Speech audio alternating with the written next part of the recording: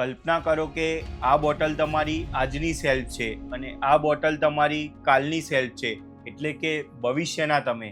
ધ્યાન રાખજો, આ બંને કોઈ અલગ માણસ નથી, બંને તમે જ છો. પણ સમસ્યા એ છે કે તમે માત્ર આજની સેલ્ફની ચિંતા કરો છો અને કાલની સેલ્ફ સાથે અન્યાય કરો છો. આ સેલ્ફ આજે 500 રૂપિયા ખર્ચી નાખે છે અને કાલની સેલ્ફને કહી દે છે કે તું બચત કરી લેજે.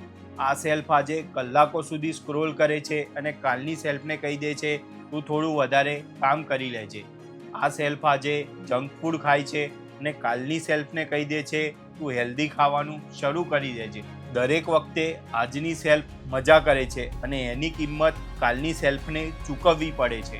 પણ સૌથી મોટી ટ્રેજડી ખબર છે શું છે? જ્યારે આ કાલની સેલ્ફ આજની સેલ્ફ બની જાય છે ત્યારે એ પણ એ જ કરે છે, પોતાની જવાબદારી ફરી આવતીકાલના સેલ્ફ પર મૂકી દે છે. આપણને હંમેશા એવું લાગે છે કે કાલનો હું વધારે મોટિવેટેડ હશે, વધારે ડિસિપ્લિન્ડ હશે અને વધારે સ્ટ્રોંગ હશે. પણ સાચી વાત એ છે કે કાલે ઉઠનારો વ્યક્તિ કોઈ સુપર હ્યુમન નહીં હોય, એ પણ તમે જ હશો. જો આજે શરૂઆત નથી થતી તો માત્ર કેલેન્ડર બદલવાથી કંઈ બદલાવાનું નથી. ભવિષ્ય બદલવું હોય તો આજનો નિર્ણય બદલવો પડશે.